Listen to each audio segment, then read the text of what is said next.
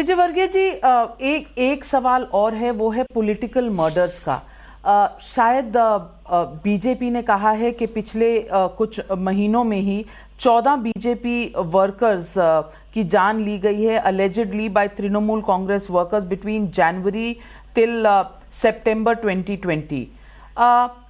आप ये कैसे एक्सप्लेन करते हैं कि जो बंगाल की जो सीआईडी है उन्होंने मुकुल रॉय और BJP MP from Ranaghat Jagannath Sarkar को conspirators in the murder of TMC MLA Satyajit Biswas में उनका नाम शामिल किया? देखिए, अब आपने जो प्रश्न मुझसे किया था कि वॉशिंग मशीन है क्या भारतीय जनता पार्टी, अब मैं बताता हूँ कि मुकुलदा जब तक टीएमसी में थे जब तक बहुत अच्छे थे, और ये जो जिस घटना में उनको सीआईडी ने जांच करके संदिग्ध बताया है, ये घटना अभी की नहीं, जब वो टीएमसी में थे जब की है। अर्जुन सिंह जी टीएमसी के विधायक थे, हमारे आकर सांसद बने, 104 केस हो गए उनके ऊपर। मैं आपके सामने बैठा हूँ, शायद मुझे आप कब से जानते हैं मुझे पता नहीं, पर मैं पार्षद से लेकर विधायक रहा, मेयर रहा, मंत्री रहा, 13 साल कैबिनेट मंत्री रहा। मुझ पे आरोप क्या है पता है?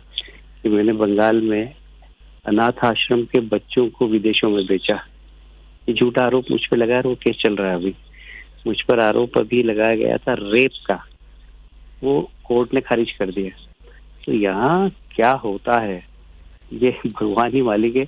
हम यहाँ पर 6 साल से काम कर रहे हैं, जिंदे हैं और आपसे बात कर रहे हैं, ये ऊपर वाले की कृपा है। अभी तक मेरे 6 साल के इस कार्यकाल में 300 से ज्यादा कार्यकर्ताओं की हत्या हो चुकी है। लोकसभा चुनाव के बाद से लगभग 133 कार्यकर्ताओं की हत्या हो गई है। तो यहाँ जो हिंसा की राजनीति चल रही है, रोज लगातार पिछले 15 दिन में हर एक दिन के बाद एक कार्यकर्ता की हत्या हो रही है। तो अब हताशा और निराशा में ममता जी ने अपने कार्यकर्ताओं को निर्देश दिए कि आतंक फैलाओ।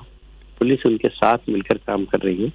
मैं समझता हूँ कि देश के अंदर बंगाल ही ऐसा प्रदेश है जहाँ ऐसी हिंसा की राजनीति, मैं तो सब राज्यों में काफी काम किया है, मैंने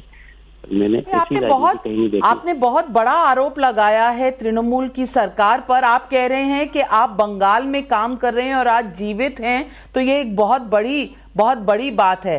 क्या आपको लगता है आपकी भी लाइफ पर कोई थ्रेट है? जिस प्रकार का हमला आपने खुद ने आपके चैनल पर दिखाया, और इतने बड़े बड़े पत्थर यदि मेरे सुरक्षा अधिकारी उसको झेलते नहीं, उसको हाथ से रोकते नहीं, वो घायल हुए। मुझे चोट लगी है, इतना बड़ा पत्थर मुझे आके लगा यहाँ पर। अगर मैं हाथ ऐसा नहीं करता तो मेरे सिर पे लगता, सिर पे इतना बड़ा पत्थर लगता तो क्या होता, आप समझ सकते हैं। तो ये तो लोगों ने लाइव देखा है। मुझे एक बार मुर्शिदाबाद में घेर लिया गया था, तो एक नहीं कई इंसिडेंट है, मैं उसको यहाँ पर दोहराना नहीं चाहता, पर फिर भी बंगाल में हम लोग वास्तव में यदि अच्छे तरीके से काम कर रहे हैं और जो लोग जिंदा है, तो ममता जी की कृपा है हम पर। सवाल ये भी है कि ममता बनर्जी ने कहा है कि बीजेपी ये पेटी पॉलिटिक्स कर रही है, खास करके issue of interference in law and order. और उनका ये भी कहना है कि जो अटैक जेपी नड्डा जी पे हुआ वो आप उनसे पूछिए, क्योंकि वो तो सेंट्रल सिक्योरिटी एजेंसीज उनको प्रोटेक्शन देती हैं। तो ये ब्लेम जो है कलकत्ता में कलकत्ता पुलिस पर क्यों दिया जा रहा है? क्या आम जनता के लिए एक ये बहुत बड़ा सवाल नहीं हो गया है कि किसकी बात को ट्रस्ट किया जाए, ममता बनर्जी की या बीजेपी की? देखिए, आपके प्रश्न में उत्तर भी छुपा हुआ है। आपने कहा कि उनकी प्रोटेक्ट करने का काम सेंट्रल एजेंसी का था, उन्होंने प्रोटेक्ट किया जब भी तो निकल कर आए, पर हमला किसने करवाया? पुलिस के सामने। आपने जो आपके चैनल पे दिखाया मेरी गाड़ी पर पत्थर फेंकने वाले शख्स को, वो एक एडिशनल एसपी रैंक के अधिकारी को क्रॉस करके उसने मेरी गाड़ी पर पत्थर फेंका, ये तो आपने दिखाया। वो पुलिस किसकी थी?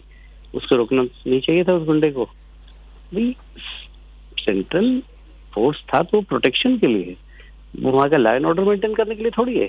लॉ एंड ऑर्डर मेंटेन तो करना है ममता जी की पुलिस को, और वो जब गुंडों के साथ खड़ी हो जाती है लॉ एंड ऑर्डर कैसे मेंटेन होगा?